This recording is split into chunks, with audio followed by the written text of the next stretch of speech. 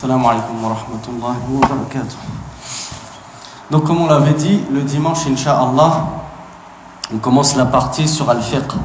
Alhamdulillah, wassalatu wassalamu ala rasulillah. Amma ba'd, et comme une introduction, on vous explique brièvement que Al-Sheikh lam yaltazim bimadhhabin wahidin fi tasnif kitabihi. Le Sheikh Abi Bakr al-Jazairi ne s'est pas engagé à suivre un seul madhhab dans l'écriture de son livre. Mais comme il le dit dans l'introduction, taharra sawab min kulli al-madhahib. Il a essayé de chercher ce qui était le plus juste et ce qui était le plus en concordance avec Al-Kitab wa Sunnah, le livre d'Allah et la Sunna du prophète sallallahu alayhi wa sallam, pour l'écriture de son livre. C'est pour ça que je vous ai dit hier que c'était un livre qui convenait aux débutants. Parce que dans chaque question de fiqh, vous allez trouver un seul avis, c'est l'avis que le cheikh a vu le plus juste. Donc ce n'est pas un livre de fiqh muqaran où il va vous rapporter tous les avis. Et ça convient de manière très judicieuse aux débutants. Car celui qui, comme l'ont dit les ulama, essaye d'apprendre le fiqh de prime abord avec tous les avis, il va se noyer. Mais le fiqh, on l'étudie d'abord avec un petit matn, avec une seule parole, et ensuite, quand on a le temps, on s'élève et on s'élargit dans les connaissances et on regarde qu'est-ce que les autres savants ont dit. Donc, je vous dis ça pour que vous ne soyez pas étonnés si vous entendez quelque chose dans ce livre que le cheikh dit c'est noir, alors que vous dites mais moi au bled j'ai toujours entendu que c'était blanc. Et on explique, on le répète, le cheikh hafidhahullah, il voyait que c'était le blanc, le rajih, l'avis prépondérant sur la question. Donc, al-babu al-awwal fi al-ibadat wal-fasl al-awwal fi al-tahara. Lorsqu'on étudie le fiqh, on commence toujours sur la partie sur al-ibadat, les adorations, car c'est encore plus important de savoir comment adorer son Seigneur que de savoir comment se marier correctement, comment faire des ventes. Tout est important, mais la chose la plus importante, c'est d'abord l'adoration de son Seigneur. Et la chose la plus importante après at-tawhid, l'unicité d'Allah, c'est as-salat. Et comment avoir une prière correcte sans ablution? Donc les ablutions, c'est la clé pour la salat, c'est la clé pour la prière. C'est pour ça que dans les livres de fiqh, on va toujours commencer le livre par Babu al-Tahara, la partie sur la purification. Le cheikh nous dit donc fihi thalathu mawad. Al-maddatu al-ula fi hukm al-tahara wa bayaniha. Donc premier point, quel est le jugement relatif à Tahara? Est-ce que c'est une obligation de se purifier? Est-ce que c'est juste une sunna? Et si vous ne faites pas vos wudu, c'est pas grave? Ou bien est-ce que c'est juste mubah? C'est-à-dire c'est juste permis de faire ces ablutions? Le cheikh nous dit حكمها الطهارة واجبة بالكتاب والسنة قال الله تبارك وتعالى وإن كنتم جنبا فاطهروا وقال عز وجل وثيابك فطهر وقال سبحانه وتعالى إن الله يحب التوابين ويحب المتطهرين وقال النبي صلى الله عليه وعلى آله وسلم مفتاح الصلاة الطهور وقال صلى الله عليه وعلى آله وسلم لا تقبل صلاة بغير طهور وقال صلى الله عليه وعلى آله وسلم الطهور شطر الإيمان. Et donc, ce livre, sa spécificité, malgré sa concision, malgré que ce soit un petit livre qui parle de croyance, de adab, de bon comportement et de fiqh, c'est qu'il vous ramènera toujours à dalil. Enfin, dans 95% du temps, l'homme n'est pas infaillible. Seul le livre d'Allah tabaraka wa ta'ala ne contient aucune erreur. Donc il y aura toujours une erreur ou deux dans chaque livre, hormis le Coran. Et dans ce livre, parmi les erreurs qu'on peut reprocher, c'est que de temps en temps, ça c'est Cheikh Muqbil al-Wadi'i qui l'a dit. Donc c'est pas n'importe qui dit que ce livre est nafi', il est profitable. Est-ce qu'on peut critiquer les rares critiques que l'on peut faire à l'encontre de ce livre? C'est que de temps en temps, le cheikh n'a pas ramené le dalil. Mais en l'occurrence, il ramène souvent le dalil. Quelle est donc la preuve que at-tahara, la purification, elle est obligatoire? Le cheikh nous dit son hukm, son jugement, c'est que at-tahara, que ce soit le wudu, que ce soit le ghusl, toutes ces choses-là, les grandes et les petites ablutions, c'est obligatoire avant de commencer la prière. Et le dalil, les preuves justement, il nous a cité 3 versets. Il a dit, Dieu a dit, et lorsque vous êtes en état de janaba, c'est-à-dire lorsque vous êtes en état d'impureté majeure, par exemple suite à un rapport sexuel, eh bien purifiez-vous. Le deuxième verset que le cheikh nous cite, c'est « Et de tes vêtements, purifie-les ». Là, Allah tabaraka wa ta'ala, il s'est adressé au prophète et lui a dit « Et tes vêtements, purifie-les ». S'il y a des impuretés sur ces vêtements, tu ne peux pas prier avec. Tu dois d'abord les laver et les purifier. Et dans le dernier verset, Allah tabaraka wa ta'ala nous dit « Certes, Allah aime ceux qui se repentent, c'est-à-dire ceux qui reviennent vers Allah en demandant pardon, et il aime ceux qui se purifient. » Donc ça, c'est 3 versets qui prouvent que at-tahara, la purification, est une obligation dans notre religion. On ne peut pas avoir commerce avec son épouse la nuit et on ne prend pas de douche, on ne se lave pas et au petit matin on prie le fajr. Je le dis car j'espère que pour les plus âgés d'entre vous, vous le savez, mais malheureusement, il y a des jeunes adolescents qui, en plus de tomber dans la fornication, après avoir forniqué, ne savent même pas qu'ils sont obligés de prendre une douche pour se purifier de cet état d'impureté majeure. Et le prophète sallallahu alayhi wa sallam nous dit la clé de la prière, c'est la purification. Et dans un autre hadith, le prophète nous dit Allah tabaraka wa ta'ala n'acceptera aucune prière sans purification au préalable, c'est-à-dire sans s'être purifié avant. Et enfin, le dernier dalil, la dernière preuve que nous cite le cheikh, c'est la parole du prophète sallallahu alayhi wa sallam. La purification représente la moitié de la foi. La purification représente la moitié de la foi. C'est pour dire à quel point dans notre religion, il est important d'être propre, il est important d'être pur. Le deuxième point, bayanuha, ay bayanu tahara. يقول الشيخ الطهارة قسمان ظاهرة وباطنة. Donc le cheikh nous dit, la purification, elle est de 2 sortes et de 2 ordres. Elle est aussi bien extérieure que intérieure. فالطهارة الباطنة هي تطهير النفس من آثار الذنب والمعصية وذلك بالتوبة الصادقة من كل الذنوب والمعاصي وتطهير القلب من أقدار الشرك والشك والحسد والحقد والغل والغش والكبر والعجب والرياء والسمعة وذلك بالإخلاص واليقين وحب الخير والحلم والصدق والتواضع وإرادة وجه الله تبارك وتعالى بكل النيات والأعمال الصالحة.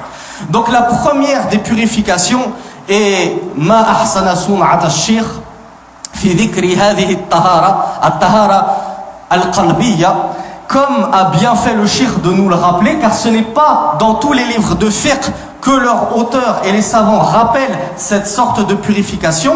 Le cheikh nous a parlé de la purification interne et intérieure, qui normalement n'a pas de rapport avec le fiqh à proprement parler. Là, ça a plutôt rapport avec al-akhlaq, ou al-ikhlas, ou al-aqidah, toutes ces choses-là. Le cheikh nous dit la première des purifications, c'est d'abord la purification intérieure, c'est-à-dire purifier son cœur et son âme de toutes les maladies comme l'orgueil, comme le fait d'envier et de jalouser son frère, déjà la première des maladies, c'est ashir ou al-kouf, la mécréance et l'association. Toutes ces maladies-là, donc le fait de se prendre pour ce qu'on n'est pas et de s'élever, tout ça on va essayer de se purifier. Le cheikh nous dit comment? En revenant vers Allah, en revenant repentant, en adorant sincèrement à Allah, en adorant sincèrement Allah et en lui vouant sincèrement toutes nos adorations et en cherchant à être humble et modeste et à ne pas s'élever sur la terre comme certains le font. Ça, c'est pour la première des purifications. Purifie son cœur et son âme. Et la deuxième purification, c'est celle qui nous intéresse vraiment dans le cadre de ce cours. At-taharatu zahira, wa hiya taharatu al-khabathi wa taharatu al-hadathi. La deuxième des purifications, c'est donc la purification extérieure, c'est-à-dire la purification du khabath et du hadath. Alors, dans la langue arabe, on trouve cette différence. Évidemment, la langue arabe, elle est grandiloquente, contrairement à la langue française qui a peu de ressources. Dans la langue arabe, on a les termes khabath, qui veut dire en français impureté, et al-hadath, qui veut dire aussi impureté. Mais il y a une différence dans la langue arabe. Al-khabath, ce sont les impuretés matérielles. Par exemple, on va dire une crotte de chien, les excréments, l'urine, le sperme selon un avis, tout ça ce sont des impuretés. Et il y a al-hadath qui sont aussi des impuretés, mais c'est des impuretés non matérielles. Et al-hadath, c'est notamment l'impureté que l'on a par exemple lorsque on a un vent, lorsqu'on a une flatulence, rien d'impur n'est sorti de mon corps, ce n'est que du vent. Et pourtant, là, je suis en état d'impureté. Par exemple, lorsque j'ai commerce avec mon épouse sans aller jusqu'au bout. J'ai commerce avec mon épouse, mais je ne vais pas jusqu'au bout. Donc rien ne sort de moi. Et pourtant, là, je vais être en état de grande impureté. Donc vous voyez, il y a deux types d'impureté dans la religion. L'impureté matérielle, vraiment physique, et l'impureté ma'nawiya, on va dire une impureté spirituelle. Donc le cheikh nous a dit qu'il faut dans tous les cas se débarrasser et se purifier de ces deux types d'impureté. فطهارة الخبث تكون بإزالة النجاسات بالماء الطهور من لباس المصلي وبدنه ومكان صلاته وطهارة الحدث وهي الوضوء والغسل والتيمم. Donc le cheikh nous dit comment se débarrasser des impuretés matérielles. On a vu par exemple les excréments, par exemple l'urine, ces impuretés-là, par exemple le sang, ces choses-là. Le cheikh nous dit on ne peut s'en débarrasser qu'avec de l'eau pure. Et il faut en débarrasser ses vêtements, son corps et l'endroit dans lequel je vais prier. Donc il y a trois choses avant d'entrer dans la prière qu'il faut que je vérifie, dont il faut que je vérifie la pureté. Est-ce que mes habits sont propres? Est-ce que j'ai pas un peu de matière fécale? Par exemple, j'ai un nouveau-né, je l'ai lavé, peut-être qu'il y a eu un peu d'impureté qui a touché mon vêtement. Est-ce que je suis allé aux toilettes pour uriner? Est-ce que j'ai pas mis quelques gouttes sur mon vêtement? Ça, ce sont des impuretés qu'il faut absolument purifier de son vêtement. Le corps aussi. Si une impureté a touché mon corps, qu'un peu d'urine a coulé sur ma jambe, un truc comme ça, il faut absolument purifier son corps de ces impuretés. Et enfin, l'endroit où je prie.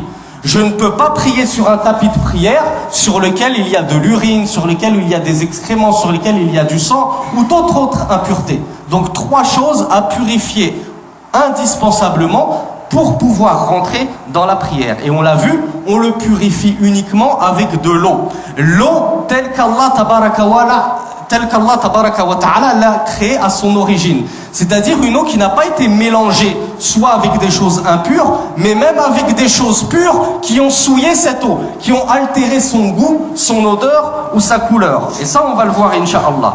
Et taharatul hadath, la purification des impuretés spirituelles, comme on l'a vu, ce qui n'est pas matériel. Le cheikh nous dit il y a al-wudu, c'est-à-dire les ablutions mineures, al-ghusl, c'est-à-dire les ablutions majeures, c'est-à-dire le lavage rituel, la douche, wa tayammum, qui est l'ablution, en français on appelle ça l'ablution sèche, c'est l'ablution qu'on fait généralement en tapant sur la terre, ou bien sur le sable, ou bien sur des pierres chez les malikites. Donc, al-maddatu thaniya fima takunu bihi at-tahara. فيقول الشيخ حفظه الله وشفاه الطهارة تكون بشيئين الماء المطلق وهو الباقي على أصل خلقته بحيث لم يخالطه شيء ينفك عنه غالبا نجسا كان أو طاهرا وذلك كمياه الآبار والعيون والأودية والأنهار والثلوج الذائبة والبحار المالحة لقول الله تبارك وتعالى وأنزلنا من السماء ماء طهورا وقول الرسول صلى الله عليه وعلى آله وسلم الماء طهور إلا إن تغير ريحه أو طعمه أو لونه بنجاسة تحدث فيه. Donc, le cheikh maintenant vient nous expliquer par quoi on se purifie, quelles sont les matières, les choses qui nous permettent de nous purifier. Donc on l'a vu précédemment, il a dit l'eau. Mais quelle sorte d'eau? Eh bien le cheikh nous explique, il faut que ce soit l'eau originelle telle qu'Allah a créée. Parce que vous allez pouvoir me dire, le Coca-Cola, je peux faire mes ablutions avec une bouteille de Coca-Cola. J'ai pas d'eau chez moi, c'est la pénurie. Je vais prendre une bouteille de Coca-Cola, je vais prendre une bouteille de jus de citron. Pourquoi? Parce que ce genre de boissons, de toute façon, ils sont composés à 95% d'eau. Et les 5%, c'est du sucre, c'est des colorants, tout ça. Mais la matière première de ces boissons-là, c'est de l'eau. Donc, si je me lave, si je fais mes ablutions avec une bouteille de Coca-Cola ou du jus de citron, je me suis lavé avec de l'eau de toute façon. Donc, on vous dit, non, ça ne passe pas. Il faut que l'eau, elle soit dans son état originel, tel que l'eau de la pluie, tel que l'eau des sources, telle que l'eau des rivières et même l'eau de la mer. Certes, elle est salée, mais ça reste l'eau telle que Allah tabaraka wa ta'ala l'a initialement créée.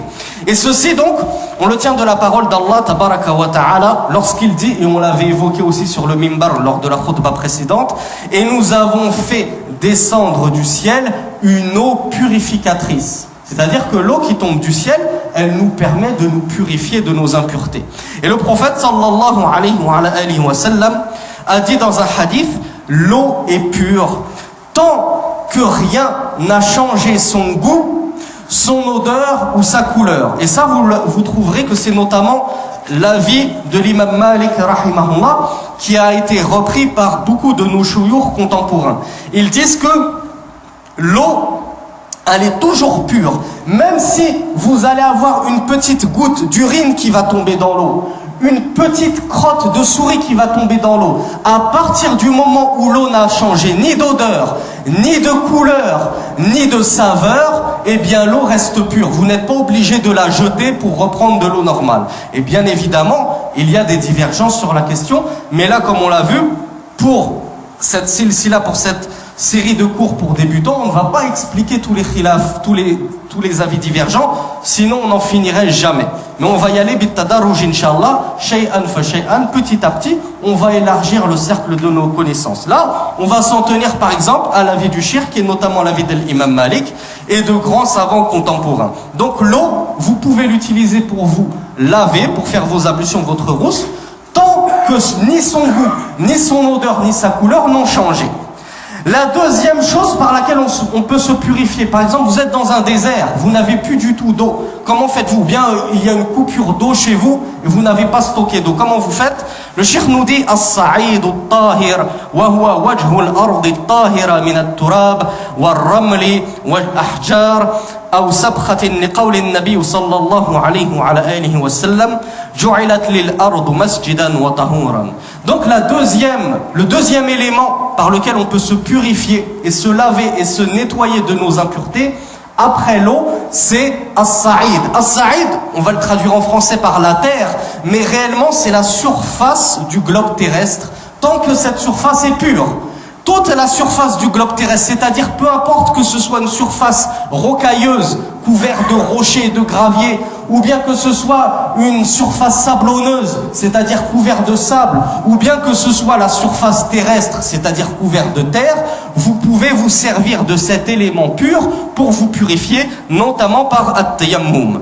ويكون الصعيد مطهرا عند فقد الماء أو عند العجز عن استعماله لمرض ونحوه لقوله تبارك وتعالى فلم تجدوا ماء فتيمموا صعيدا طيبا وقول الرسول صلى الله عليه وعلى آله وسلم إن الصعيد الطيب طهور المسلم وإن لم يجد الماء 10 سنين فإذا وجد الماء فليمسه بشرته ولإقراره عمرو بن العاص رضي الله عنه على التيمم من النجاسة في ليلة باردة شديدة البرودة خاف فيها على نفسه إن هو اغتسل بالماء البارد. Donc le dalil, la preuve que la terre peut nous purifier en l'absence d'eau, car vous n'avez pas le droit d'avoir recours au tayammum, aux ablutions sèches, à la terre, au sable, aux pierres qu'on trouve dans la mosquée lorsque l'eau est présente. La preuve de cela, c'est que Allah tabaraka wa ta'ala nous dit et si vous ne trouvez pas d'eau, Allah a bien dit et si vous ne trouvez pas d'eau, ayez recours au tayammum, à l'ablution sèche, avec sa'idan tayyiban, une terre propre. Donc qu'est-ce que ça veut dire une terre propre, une terre pure? C'est si vous voyez dans votre jardin votre chat par exemple ou votre chien uriner sur telle partie de la terre, vous vous doutez bien que vous ne pouvez pas aller ensuite vous diriger sur cette même partie qui a été souillée par des excréments et faire le tayammum dessus. Donc il faut impérativement que la terre soit propre et pure. Et le prophète sallallahu alayhi wa sallam nous a dit, certes la terre pure est une purification pour le musulman tant qu'il ne trouve pas d'eau, et cela même si ça doit durer 10 années. même si vous êtes enfermé dans une prison sans eau et on refuse de vous donner de l'eau, aussi longtemps que vous êtes condamné et que vous ne pouvez pas avoir accès à l'eau, vous pouvez avoir recours à l'ablution sèche en touchant du sable, de la terre ou des pierres. Et le prophète sallallahu alayhi wa sallam avait agréé et confirmé la pratique de Amr ibn al-As lorsqu'il a eu recours à l'ablution sèche at-tayammum lors d'une nuit glacée.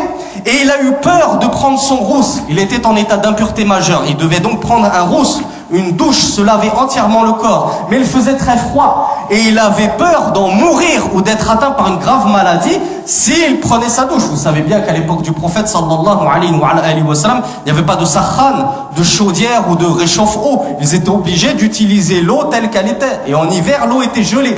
Donc il a eu recours au tayammum, à l'ablution sèche, et le prophète, lorsqu'il l'a su, il a agréé cela. Qu'est-ce que ça veut dire? Ça veut dire qu'on peut avoir recours à l'ablution sèche, au tayammum, pas uniquement lorsqu'on est dans l'incapacité de trouver de l'eau, mais aussi lorsqu'on est dans l'incapacité d'utiliser l'eau. Par exemple, parce qu'on est malade. Le docteur nous a dit, voilà, tu viens de sortir de l'hôpital, on t'a fait une greffe de peau, l'eau ne doit pas toucher ta peau pendant une semaine, jusqu'à ce que tu te rétablisses. Eh bien, lorsque vous êtes dans l'incapacité d'utiliser l'eau pour cause de maladie ou autre, eh bien là, vous pouvez avoir recours à l'ablution sèche. Et enfin, pour finir ce premier chapitre, cette première partie, le cheikh évoque donc an-najasat. Car on en avait discuté avec un frère, hafidhahullah, et il était venu nous voir et il nous demandait comment ça se fait qu'on a le droit de prier avec nos chaussures.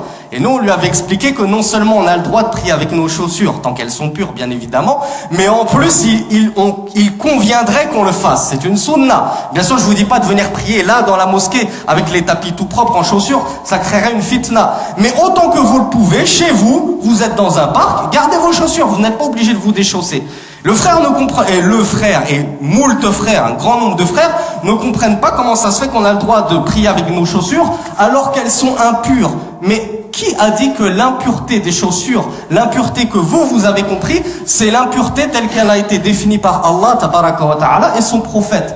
L'impureté dans notre religion, elle a été définie de manière très stricte. On sait exactement ce qui est pur et impur. Or, jusqu'à même votre morve, excusez-moi de parler de détails sordides comme ça, mais même la morve n'est pas une impureté. Le crachat, vous le considérez sale, mais ce n'est pas une impureté religieuse. C'est-à-dire que si vous marchez sur un crachat, même si vous marchez sur de la morve, si vous marchez sur de la poussière et des saletés, et que votre chaussure en est tachée, ce n'est pas une impureté religieuse. Vous pouvez quand même prier avec votre chaussure qui a été touchée par un crachat ou par de la morve ou par des saletés. L'impureté qui fait qu'on est obligé de la purifier et qui empêche de prier, le cheikh justement l'évoque et il nous dit an-najasatu jam'u najasatin wa hiya al-khariju min farjay al-adami min 'adhiratin أو بول أو مذي أو ودي أو مدي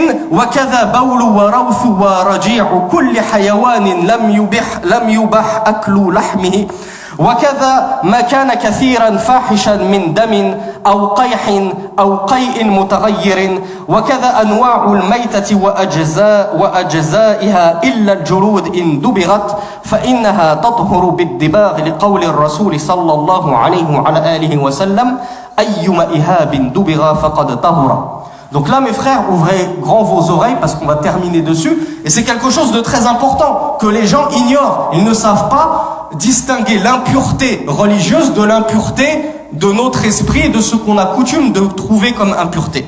Donc le cheikh nous a dit, les impuretés, c'est tout ce qui... Et on le répète encore une fois, ça c'est l'avis du cheikh. Si vous avez entendu autre chose ailleurs, ça ne veut pas dire que c'est faux. Ça veut dire que les ulama ont divergé sur certaines de ces impuretés. Il y en a qui vont dire ça c'est pas impur, il y en a qui vont dire ça si c'est impur.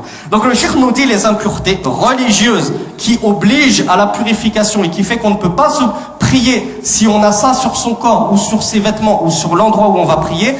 C'est tout ce qui sort des deux sorties naturelles, des deux voies naturelles. La voie naturelle du devant, les parties génitales, et la voie naturelle du derrière. Donc vous m'avez compris. Tout ce qui sort de là, l'urine, les excréments, même du sang, si ça sort de là, c'est considéré comme une impureté. Enfin, le cheikh nous dit, et aussi al-madhi, wal-wadi, wal-mani. Donc très rapidement, parce qu'il y a des enfants parmi nous, le sperme, il y a deux avis. Abu Hanifa et l'imam Malik voient que c'est impur.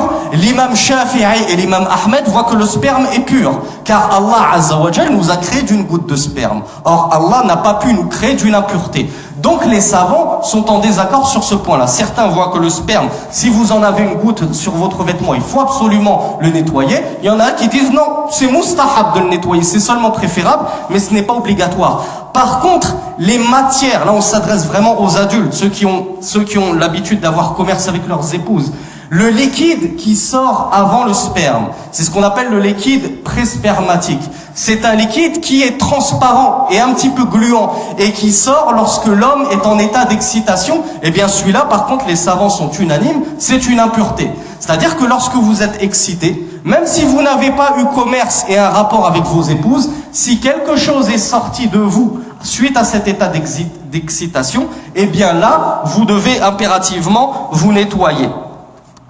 Ensuite, le cheikh nous dit le crottin et l'urine de tous les animaux dont il n'est pas permis de manger la viande.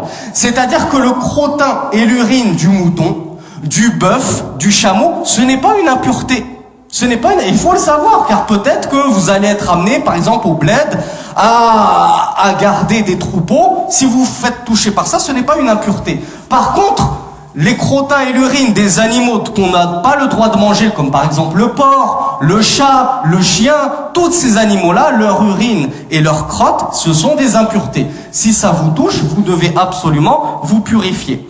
Enfin, le cheikh nous dit, et le sang en abondance. C'est-à-dire que si vous avez juste une goutte de sang, le cheikh voit que ce n'est pas une impureté. Par contre, si vous avez vraiment que vous êtes souillé, vous avez une grosse tache de sang, c'est considéré comme une impureté, de la même façon que al-qayh, c'est-à-dire al-qayh, c'est-à-dire le pu.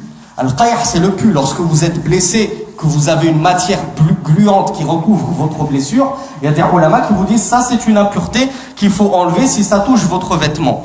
Et enfin, al-qayh, c'est-à-dire le vomi. Lorsque vous avez un rejet que vous vomissez, si ça touche vos vêtements, vous devez vous nettoyer si c'est en grande quantité. Et là encore, dans ces petites subdivisions, il y a parfois des divergences entre les ulama. Et enfin, et dernièrement, al-mayta, c'est-à-dire la bête morte. La bête morte, c'est toute bête qui n'est pas morte suite à un égorgement rituel. C'est-à-dire elle est morte de mort naturelle, par exemple, ou elle a été assommée et elle n'est pas morte suite à un abattage rituel. Eh bien, cette bête-là, qui est morte de telle façon, elle est considérée comme impure. Donc, par exemple, vous ne pouvez pas consommer cette bête, vous ne pouvez pas vous laisser toucher par ses fluides internes ou par son sang. Et le cheikh nous dit, sauf sa peau, sauf son cuir. Car le prophète sallallahu alayhi wa sallam a dit, tant qu'une peau a été tannée, eh bien elle est pure. Et là encore, il y a une divergence chez les savants. Il y a des savants qui disent que non, même le tannage d'une bête qui est morte de mort naturelle, ou bien de toute façon qui n'est pas morte selon un abattage rituel, même si vous tannez cette peau, elle ne sera pas pure. Et il y a des savants, et c'est l'avis du cheikh, qui dit toute peau, à partir du moment où on l'a tannée, même si c'est la peau d'une bête qui est morte de mort naturelle ou qui n'a pas été abattue religieusement, sa peau est pure. Donc vous voyez mes frères, que les impuretés, le cheikh en a dénombré quoi? 6, 7, 8.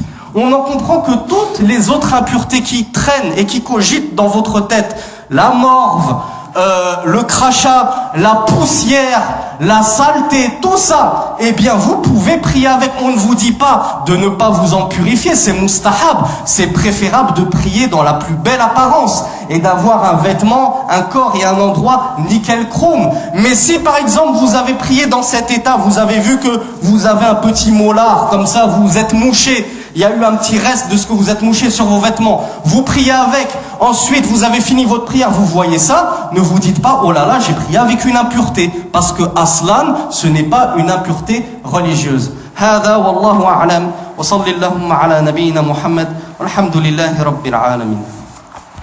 سبحانك اللهم وبحمدك أشهد أن لا إله إلا أنت أستغفرك.